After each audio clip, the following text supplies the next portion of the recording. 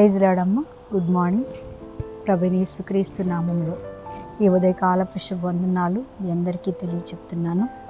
దేవుడు మనందరినీ దీవించి ఈ రీతిగా కాపాడి మనందరం మళ్ళీ తిరిగి కలుసుకునే కృప ఇచ్చినందుకు దేవునికి మహిమ కలుగును గాక. ఆమేన్.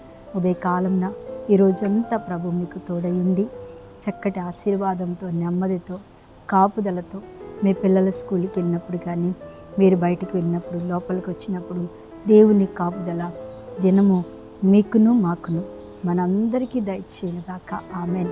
ఎందుకు ఈ మాట చెప్తున్నానంటే, మనం బయటికి వెళ్తే క్షేమము లేనటువంటి పరిస్థితులు కదా, ఇంటికి వచ్చే వరకు కూడా భయమే మనకేస్తుంది. ఎందుకంటే మొన్న మా దగ్గరలోనే ఒక ఆయన మరి ఆటో వేస్తాడు.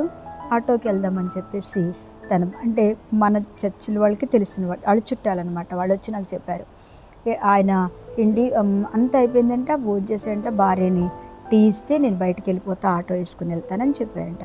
భార్య టీ తీసుకొద్దామని లోపలికి వెళ్ళిందంట. టీ పెట్టుకుని తీసుకుని వచ్చి ఈయన ఆటోలోనే కూర్చొని సెల్ ఫోన్ చూసుకుంటున్నాడంట. భార్య టీ తీసుకుని వచ్చేసరికి ఆయన ఆటో ఇది స్టాండ్ ఉంటుంది కదా, స్టీరింగ్ మీద ఇలా తలకాయ పెట్టేసి అదే స్టీరింగ్ మీద పడిపోయినాడంట. అయితే ఈమె వచ్చి చూసి, ఏంటి లెగండి అయ్యా లే ఎందుకు అట్లా తలకాయ పెట్టి నిద్రపోతున్నావా ఏంటి అని ఇట్లా లేపి చూస్తే ముందు తిరిగి మళ్ళీ స్టీరింగ్ మీద పడిపోయాడట. చూసారండి ఎంత బాధ. చిన్న వయసు, ఒక 35 సంవత్సరాలు ఉంటాయంట. దేవుని బిడ్డలారా, నిజంగా అందుకే దేవుని కాపుదల మనకు ఉండాలి. ఏంటి అంటే హార్ట్ స్ట్రోక్ వచ్చేసి ఆయన చనిపోవడం జరిగింది. చిన్న చిన్న పిల్లలు. దేవునికి స్తోత్రం. నిజంగా మనం చాలామంది అంటారు, అమ్మ అలాంటి ముసలిళ్ళకి మరణం వస్తే బాగుండు, చిన్న పిల్లల మీదకి, వాళ్ళ భవిష్యత్తుల మీదకి రాకుండా అని మనం కూడా అలాగే కోరుకుంటాం. కానీ దేవుడు రేపటి దినమున ఏం జరుగుద్దో మనకి తెలియదు. అది దేవుని చేతిలోనే ఉంది, దేవుని చిత్తంలోనే ఉంది. మళ్ళీ మనం ఎప్పటికప్పుడు సిద్ధపరచుకుని ఉంటే ఈరోజు దేవుడు మనకి కాపుదల, భద్రత, దేవుని యొక్క కృప, బళ్ళ మీద వెళ్తున్నా, సైకిళ్ళ మీద వెళ్తున్నా, బస్సుల్లో వెళ్తున్నా ఆయన కృప మనందరి మీదకి దిగి వచ్చి దీవించునుగాక. ఆమేన్. ఈరోజు మత్తయి సువార్త 14వ అధ్యాయము 13వ వచనాన్ని చదువుతున్నా. యేసు ఆ సంగతి విని దోణి ఎక్కి అక్కడి నుండి అరణ్య ప్రదేశమునకు ఏకాంతముగా వెళ్ళెను. మరి జనసమూహములు ఆ సంగతి విని పట్టణం నుండి కాలినడకన ఆయన వెంట వెళ్ళిరి. ఆయన వచ్చి ఆ గొప్ప సమూహమును చూసి వారి మీద కనికరపడి వారిలో రోగులైన వారిని స్వస్థపరిచెను. చూడండి అసలు ఎంత అద్భుతమైన కనికరమో ఇది. మన దేవుడు ఆయన మామూలు కనికరం కాదు, ఆయన నిజంగా చాలా సురుకైన ఆయన కదా. ఎంత చక్కగా చెప్తున్నాడంటే, ఆయన దోణి ఎక్కంట ఎక్కడికో అరణ్య ప్రదేశానికి వెళ్ళి ఏకాంతంగా కూర్చొని ప్రార్థన చేస్తుంటే ఆ మాట ఈ మాట దేవుడు అక్కడ ఉన్నాడు, ప్రభు అక్కడ ఉన్నాడని విని అనేకులు కాళ్ళతో అరణ్యంలో నడుచుకుంటూ ఆయన వెంట వెళ్ళిపోయారట. ఆయన వచ్చి ఆయన మళ్ళీ ప్రార్థన చేసుకుని వస్తే చూసేసరికి అక్కడంతా కూడా ఎట్లా ఉన్నారంట, గొప్ప సమూహం ఉందంట. ఇదేంటి, నేను వచ్చినప్పుడు ఒక్కళ్ళు కూడా లేరు ఇక్కడ, నేను వచ్చినప్పుడు ఎవరూ లేరు, నేను ఏకాంతంగా వెళ్ళాను, కూర్చొని ప్రార్థన చేస్తున్నాను, అసలు ఎవరు నన్ను చూశారు, ఇక్కడ ఏంటి సమూహం అని అందరిని చూసి ఆయన చూడంగానే వారి మీద ఆయనకేం కలిగిందో తెలుసండి, ఆశ కలగటం కాదు, కనికరం కలిగింది. దేవునికి స్తోత్రం. మనకైతే ఎవరైనా వచ్చారంటే ఆశ కలుగుద్ది, పెద్దవాళ్ళు ఉన్నారంటే, గొప్పోళ్ళు వచ్చారంటే, తర్వాత చాలామంది వస్తే ఆశ కలుగుద్ది.